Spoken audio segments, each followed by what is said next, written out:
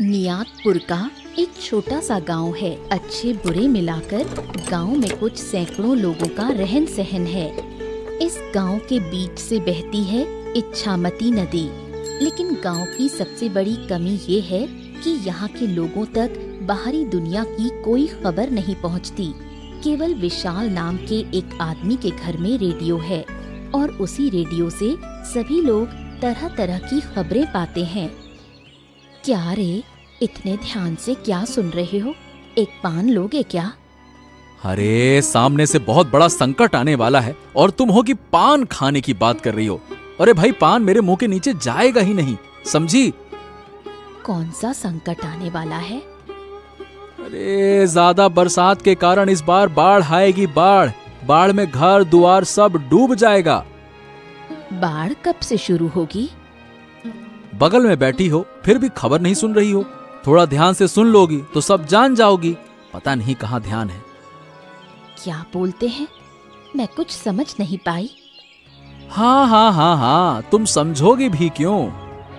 घुमा फिराकर मत बोलो, सीधी बात बताओ। इस बार बहुत बारिश होगी। नदी का पानी इतना बढ़ जाएगा कि पूरा गांव डूब जाएगा। हमें पहले से ही तैयारी करनी होगी। मुझे तो बहुत डर लग रहा है। हमारा क्या होगा? चलो एक काम करते हैं, हम ऊंचे इलाके में चलते हैं। ओहो, कहीं जाने की जरूरत नहीं है। हमारे घर के पास बड़ा आम का पेड़ है।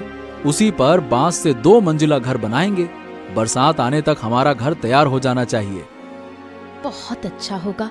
तब हमें घर छोड़कर कहीं जाना नहीं पड़ेगा। जब सब बाढ़ में डूबेंगे तब पेड़ पर आराम से रहेंगे। और सुनो, ये बात तुम गांव में किसी से कहना मत, ठीक है? नहीं जी, मैं किसी से कुछ नहीं कहूँगी। हम नहीं बताएंगे तो गांव के लोग कैसे जानेंगे? क्या जानेंगे? इस गांव में एक ही रेडियो है, वो भी हमारे घर में। पेड़ पर ईंट पत्थर से घर तो बन नहीं सकता। बांस से मजबूत करके ही 2 मंजिला घर बनाना होगा। हाँ, तुम बिल्कुल सही कह रही हो। कल से ही काम शुरू करना होगा। इसी गांव में विजय नाम का एक आदमी भी रहता है। पत्नी दिशा के साथ उसका छोटा सा परिवार है। वो लोग विशाल के पड़ोसी हैं। विजय दिन भर मेहनत करता और रात को घर लौटता और फिर दिशा से तरह तरह की नोकझोंक होती। ये तुम्हारे घर आने का समय है। इधर मैं दिन भर अकेली घर में पड़ी रहती हूँ, उसकी तुम्हें कोई परवाह नहीं। अरे तो क्या करूं? मैं जानबूझकर तो देर नहीं करता। दिन भर बहुत काम रहता है। काम करके ही देर से लौट पाता हूँ। क्या करूं? इतना काम करके होगा क्या? अरे भाई, काम ना करूं तो घर कैसे चलेगा? दिन भर मेहनत करके लौटा हूँ और तुम अच्छा व्यवहार करने की बजाय झगड़ा कर रही हो। क्या करूं? दिन भर अकेले रहते रहते मेरा मूड चिड़चिड़ा हो गया है। अरे भाई, तो दिन भर अकेले क्यों रहो? आसपास के लोगों से बातचीत तो कर सकती हो ना। तुमसे एक बात कहनी थी। क्या? पड़ोस के विशाल दादा, जानते हो ना, वो लोग आम के पेड़ पर बांस से 2 मंजिला घर बना रहे हैं। कहते हैं कि गांव में बाढ़ आ जाएगी, इसलिए अपनी सुरक्षा के लिए ऐसा कर रहे हैं।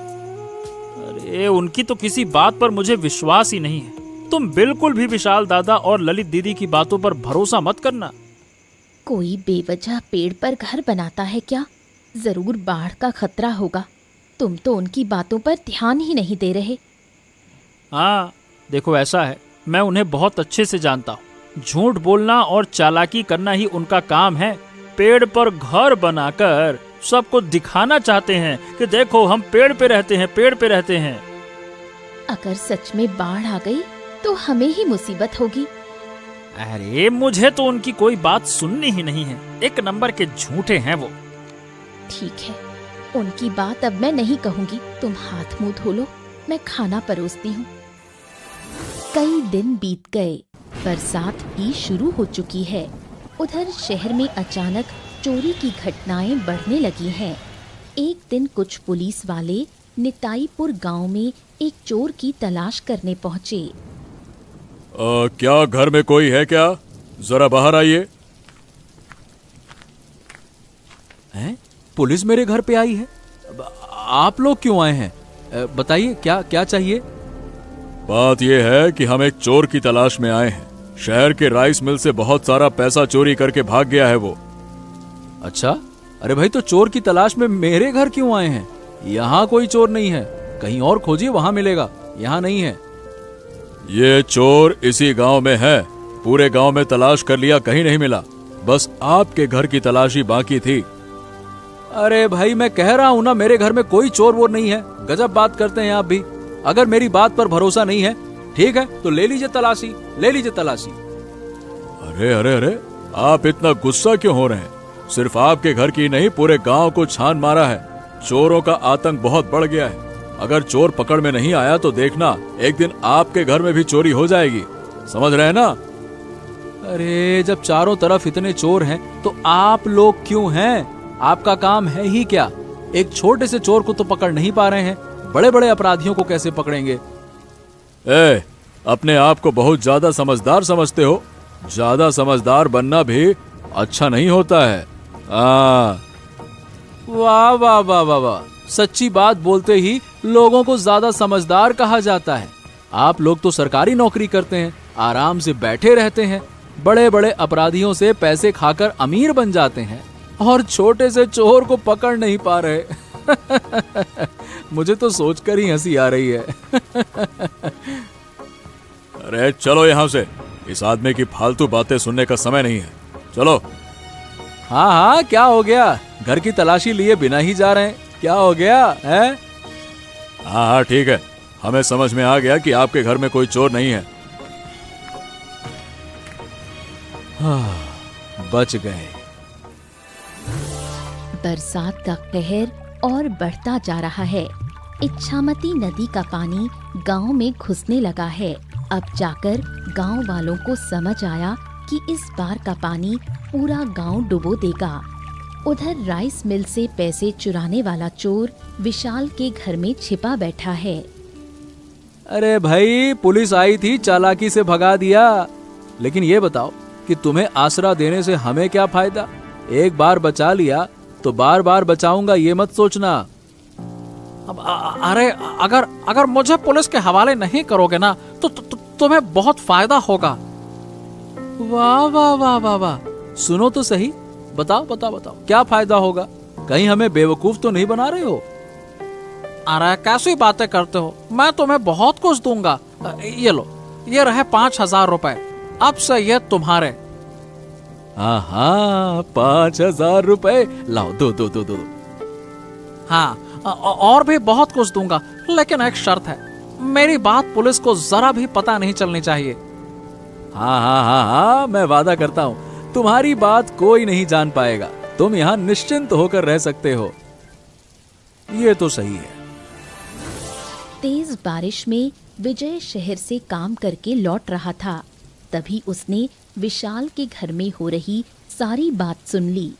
सब सुनकर विजय जल्दी जल्दी घर लौट आया। तुम ऐसे हांफते हांफते घर में क्यों घुसे? अरे सुनो, तुम्हें कुछ जरूरी बात बतानी है। पुलिस जिस चोर को खोज रही है ना, अरे वो चोर तो विशाल दादा के घर में बैठा है। हाँ, पेड़ पर जो घर उन्होंने बनाया है उसी में बैठकर चोर उनसे बातें कर रहा था, मैंने सुना। ओ माँ, सच में? उन्होंने आखिरकार एक चोर को आसरा दे दिया। बहुत ही स्वार्थी लोग हैं। और नहीं तो क्या, चोर ने उन्हें पैसे दिए और कहता है कि और भी देगा। बस इसी लालच में उन्होंने चोर को छिपाया हुआ है। बिल्कुल अच्छा काम नहीं किया। अब वो चोर पूरे गांव में चोरी करेगा। अरे करने देंगे तो ना, कल ही सुबह जाकर मैं पुलिस में खबर देता हूँ। चोर को छिपाने का मजा अब चखाऊंगा। बारिश ना होती तो कभी पता ही नहीं चलता। ठीक ही होगा। हाँ, चोर तो पकड़ा जाएगा, लेकिन मुझे चिंता दूसरी हो रही है। नदी का पानी गांव में घुस आया है, पता नहीं अब होगा क्या। और क्या होगा?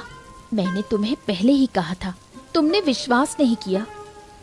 अरे पहले से तैयारी करनी चाहिए थी। घर के सामने घुटने भर पानी हो गया है, जरा सा और बढ़ा तो घर गिर जाएगा। ओहो, हमें कोई इंतजाम करना होगा, नहीं तो बड़ी मुसीबत आ जाएगी। अगर सिर से छत भी चली गई तो हालत बहुत बुरी होगी। यही तो सोचकर मेरा दिमाग खराब हो रहा है। अगर पहले से पता होता तो बाहर ऊंचा मचान बना लेता। अब तो हालत ऐसी है कि मचान बनाना भी मुश्किल हो गया है। बहुत चिंता हो रही है। अगर चोर भी ना पकड़ा गया तो गांव का क्या बचेगा। हाँ, चिंता तो है। अच्छा, एक काम करो, तुम कुछ सूखा खाना पैकेट में बांध कर रख लो, आगे काम आएगा। हाँ, वो तो कर ही लूंगी। तुम अब थोड़ा शांति से बैठो। दिन भर तुमने बहुत मेहनत की है। अगले दिन सुबह विजय और दिशा थाने जाकर पुलिस को सब कुछ बताते हैं। पुलिस उनकी बात मानकर वेश बदलकर विशाल के घर जाने का निश्चय करती है। ठीक दोपहर को पुलिस एक भिखारी का वेश बनाकर विशाल के पेड़ पर बने घर में पहुंचती है। अरे कहाँ कहाँ से आ जाते हो तुम लोग? पेड़ के ऊपर घर बनाकर रह रहा हूँ, फिर भी चैन नहीं है। यहाँ भी भिखारी चला आया। कहाँ से आए हो तुम? अरे अगर मुझे खाना दोगे तो तुम्हारा भला होगा। तुम बहुत संपत्ति के मालिक बनोगे। मैं जो कहता हूँ वही होता है। मैं लोगों का भविष्य बता सकता हूँ। क्या बात करते हो तुम? फालतू में झूठ मत बोलो। अपना भला चाहते हो तो चले जाओ चुपचाप यहाँ से। शांति से खाने दो हमें। अगर मुझे खाना नहीं दोगे तो तुम्हें नुकसान से कोई नहीं बचा सकेगा। हाल ही में जो तुम्हारी आमदनी बढ़ी है वो भी बंद हो जाएगी। अरे जब ये चोर इतना कह रहा है तो थोड़े से खिला ही दो ना। इतना सारा खाना हम नहीं खा पाएंगे। जिंदगी में इतना सारा खाना कभी नहीं देखा। मछली, मांस, अंडे सब है। मुझे एक वक्त का खाना खिलाओगे तो तुम्हारे भाग्य खुल जाएंगे। हाँ। अरे कब से तो कह रहे हो तुम कि हमारा भाग्य खुलेगा, भाग्य खुलेगा। बताओ असल में होगा क्या? तुम्हारे पास ढेर सारे पैसे होंगे। गांव वाले सिर्फ देखते रह जाएंगे। हाँ। और सुनो, अगर तुम्हारी बात झूठ निकली ना तो तुम्हें ढूंढ कर खत्म कर दूंगा मैं। अरे नहीं नहीं नहीं, मेरी बात कभी झूठ नहीं होती। ज्यादा सवाल मत करो। जब मैं खाता हूँ तो जवाब नहीं देता। गजब भिखारी है भाई। देख रहे हो ताव इसके? ऐसा भिखारी मैंने कभी नहीं देखा। विशाल के घर भिखारी आने के बाद से ही संदेह पैदा हो जाता है। ललिता और विशाल बहुत चालाक हैं, इसलिए किसी मुसीबत में पड़ने से पहले वो पेड़ पर बने घर से भागने का निश्चय करते हैं। मुझे अजीब लग रहा है, इस चोर को शरण देकर कहीं गलती तो नहीं कर दी। दोपहर में खाकर चोर कहाँ चला गया? अरे कहाँ जाएगा भाग्यवान, चोरी करने गया होगा। चोर का काम तो चोरी करना ही है ना। चारों ओर बाढ़ का पानी फैला हुआ है। हम पहले से तैयार थे इसलिए बच गए, वरना गांव वालों की तरह हम भी मुसीबत में पड़ते। हाँ, मेरे मन में तो कुछ और ही बात घूम रही है। आज दोपहर में एक भिखारी आया था। मुझे उस पर संदेह हो रहा है। मतलब सच में कोई भिखारी था या फिर कोई और? कहीं वेश बदलकर हमें नुकसान पहुंचाने तो नहीं आया? सुना है पुलिस वेश बदलकर अपराधी पकड़ती है। हो सकता है। मुझे भी वैसा ही लग रहा है। चोर की वजह से हम बड़ी मुसीबत में पड़ सकते हैं। भिखारी आया ही कैसे? तुमने अंदर आने की इजाजत क्यों दी? डर दिखाकर अंदर आया। कह रहा था खाना नहीं दोगे तो नुकसान होगा। पता नहीं बहुत कुछ कह रहा था, इसीलिए मैंने कहा मजबूरी में दे दो यार। फालतू में किसी की बद्दुआ नहीं चाहिए। मेरा तो मन कर रहा है कि आज रात यहाँ रहना ठीक नहीं। अब जिस तरह पानी बढ़ रहा है, नीचे रहना भी तो सुरक्षित नहीं लगता ना। चाहे जितनी तकलीफ हो, लेकिन आज की रात हमें नीचे ही गुजारनी होगी। कल रात जब हम चोर से बात कर रहे थे, कोई हमारी बातें सुन रहा था। मैंने कहा था, लेकिन तुमने यकीन नहीं किया। हाँ, विजय हो सकता है। वो इसी रास्ते से आता जाता है। सच में अगर विजय हुआ ना, उसको तो मैं मजा चखाऊंगा ससुरे को। देखो, चोर आ रहा है। पेड़ पर घर बनाया था सुरक्षित रहने के लिए, अब फिर से नीचे जाना पड़ रहा है। अच्छा नहीं लग रहा। सुनो, चोर को छोड़कर हम नीचे चले जाएंगे। आज रात हम चोर के साथ नहीं रहेंगे, क्या कहती हो?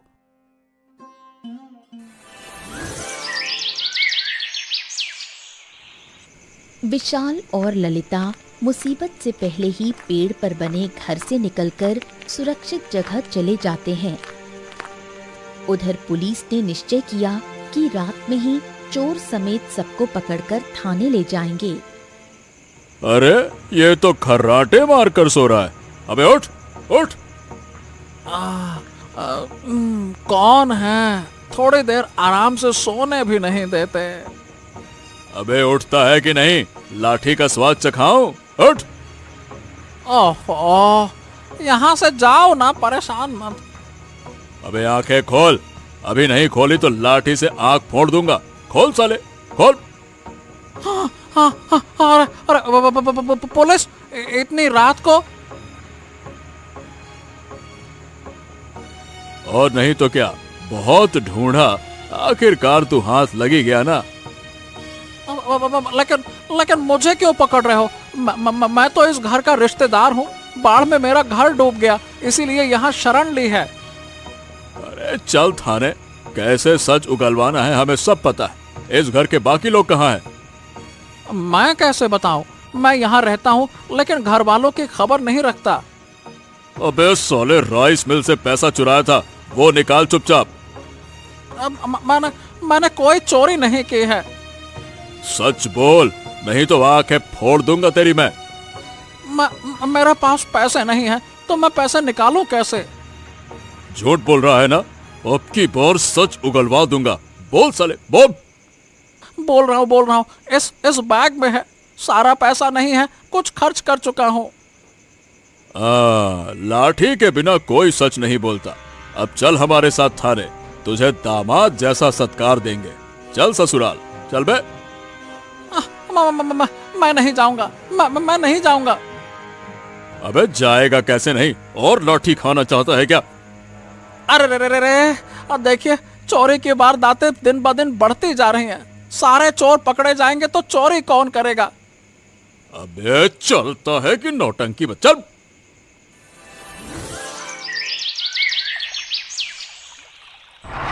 चोर पकड़े जाने से विशाल और ललिता विजय से बहुत नाराज हैं। आज काम पर जाने की जरूरत ही नहीं थी। घर के अंदर पानी भर गया है, थोड़ी देर में तो खाट पर भी चढ़ जाएगा। अकेले मैं क्या करूंगी? घर टूट गया तो सब खत्म। तुम लोगों ने अच्छा नहीं किया। घर में मेहमान आए तो क्या उसे पुलिस के हवाले कर देते हैं? दीदी, तुम्हारी बात समझ में नहीं आ रही। मेहमान को क्यों पकड़वाते? मुसीबत में एक मेहमान ने हमारे घर शरण ली और तुम लोगों ने उसे चोर कहकर पुलिस को पकड़वा दिया। चारों तरफ लोग मुसीबत में हैं और तुम लोग चोर की चिंता कर रहे हो। बाढ़ में फसल नष्ट हो रही है, घर टूट रहे हैं, कुछ दिन बाद लोग भूखे मरेंगे। अगर तुम लोग इतनी मुसीबत में हो तो हम क्या कर सकते हैं? सबकी परेशानी देखने लगे तो हमारा क्या होगा? तुम लोग बहुत स्वार्थी हो। इतना स्वार्थी होना अच्छा नहीं। बाढ़ में दूसरों के साथ खड़े रहो। मुसीबत में साथ दोगे तो ऊपर वाला भी तुम्हारी रक्षा करेगा। तुम्हारी ये ज्ञान की बातें मुझे बिल्कुल अच्छी नहीं लग रही। अच्छी ना लगे तो मत सुनो। तुम्हारे साथ बात करने की मेरी कोई इच्छा नहीं है। बस कहना था कि तुम लोगों ने हमारे मेहमान को पुलिस के हवाले करके अच्छा नहीं किया। अच्छे आदमी को कभी पुलिस पकड़ती है? तुमसे बात करके कोई फायदा नहीं। जहाँ खड़ी रहूंगी तो पानी में डूब जाऊंगी। मैं घर जाकर ऊपर वाले कमरे में बैठूंगी। दीदी, सिर्फ अपना मत सोचो। चारों ओर लोग कैसे रो रहे हैं, देखो, उनके साथ खड़े रहो। अब जा रही हूँ, सोचूंगी तुम्हारे बारे में। बाढ़ में चारों ओर लोगों के घर डूब गए। जिनके कच्चे घर थे वो गिर चुके हैं। उधर विशाल और ललिता के मन में गांव वालों के लिए सहानुभूति जागने लगी। बहुत मुसीबत में पड़कर तुम्हारे पास आई हूँ, मुझे थोड़ा आश्रय दोगे? आओ आओ आओ बूढ़ी माँ। यहाँ के अलावा और कहीं जाने की जगह नहीं थी, इसलिए आई हूँ। हाँ, गांव में जो अभी भी मुसीबत में है उनकी मदद तो करनी होगी। सबको आश्रय केंद्र तक पहुंचाना होगा। बूढ़ी माँ, मुझे तुम्हारी मदद पहले ही करनी चाहिए थी। मेरी इतनी उम्र हो गई, लेकिन ऐसी बाढ़ कभी नहीं देखी। ये तो महाप्रलय जैसा है। तूने पेड़ पर घर बनाया, वरना मैं भी पानी में बह जाती। बूढ़ी माँ, सही बताऊं तो लोगों का दुख देखा नहीं जा रहा। अरे इतनी मुसीबत से लोग कैसे निकलेंगे? बिल्कुल सही कह रहे हो। नाव से आते समय मैंने देखा, गाय, बकरी, आदमी सब बह रहे थे। हाँ, मुझे पहले ही सबकी मदद करनी चाहिए थी। हमने सुना था कि बाढ़ आएगी, लेकिन ध्यान नहीं दिया। जब मैं पेड़ पर घर बना रहा था तो लोग मजाक उड़ाते थे। अब बताओ भला, यही घर सबके काम आ रहा है कि नहीं आ रहा है? किसी चीज का मजाक उड़ाना ठीक नहीं, लेकिन एक बात बहुत अच्छी लग रही है, तुम्हारा बदलाव देखना। अच्छे इंसान को सब प्यार करते हैं बूढ़ी माँ, बुरे को कोई नहीं। काश मैं हमेशा अच्छा इंसान बना रह सकूं। नीचे देखो, लोगों के घर सब बह रहे हैं। आए रे, इतनी कम उम्र में जान गंवानी पड़ी है। हे ऊपर वाले, सबको बचा लो। देखते देखते कई दिन बीत गए। बाढ़ का पानी भी कम होने लगा। विजय और दिशा विशाल के 2 मंजिला मकान से अपने घर लौट आए। उधर चोर थाने से भाग निकला। पुलिस फिर से चोर की तलाश में जुटी है। हाँ, बाढ़ का पानी काफी उतर गया है। अब कामकाज शुरू करना होगा। कुछ दिन और रुक जाओ, अभी भी पूरा पानी तो नहीं गया। अरे, तो ऐसे बैठे बैठे समय काटने से कुछ नहीं होगा। घर में खाने को भी कुछ नहीं है। अगर काम नहीं करेंगे तो भूखे मरना पड़ेगा ना। एक बात तो माननी ही पड़ेगी, विशाल दादा और ललिता दीदी ने बहुत मदद की। जितने दिन हम उनके घर में रहे, उन्होंने हमें खिलाया पिलाया, नहीं तो हमारा खाना बहुत पहले ही खत्म हो जाता। अरे भाई, अब भी उनके घर में बहुत से लोग हैं। उनके बदलाव को देखकर तो सही बताऊं, मैं सचमुच हैरान हूँ। क्या बात है, सुबह सुबह गांव में पुलिस फिर से चोर की तलाश में आए हैं क्या? अरे बात यह है कि चोर थाने से भाग गया। पूरे गांव को छान मारा पर कहीं मिला नहीं। अरे, विशाल दादा के घर में देखा? अरे उनके 2 मंजिला मकान में देखा, मगर वहां भी नहीं दिखा। क्या बात कर रहे हैं? आखिरकार चोर भाग कैसे गया, पहले ये बताइए। अरे, एक मामूली से चोर को भी आप लोग कैद में नहीं रख पाए, सही ढंग से जिम्मेदारी नहीं निभा सकते, तो पुलिस की नौकरी करते क्यों हैं? अरे भाई, चोर का काम ही चोरी करना है। वो सिर्फ लोगों के घरों में ही चोरी नहीं करता, थाने से भी चोरी करके भाग जाते हैं। वाह वाह वाह वाह वाह, बाढ़ में लोग भूखे मर रहे हैं, ऐसे समय अगर चोरी भी होने लगे तो लोग जिएंगे कैसे? अरे ठीक है, भाग कर जाएगा कहाँ? किसी भी तरह पकड़ लेंगे उसको।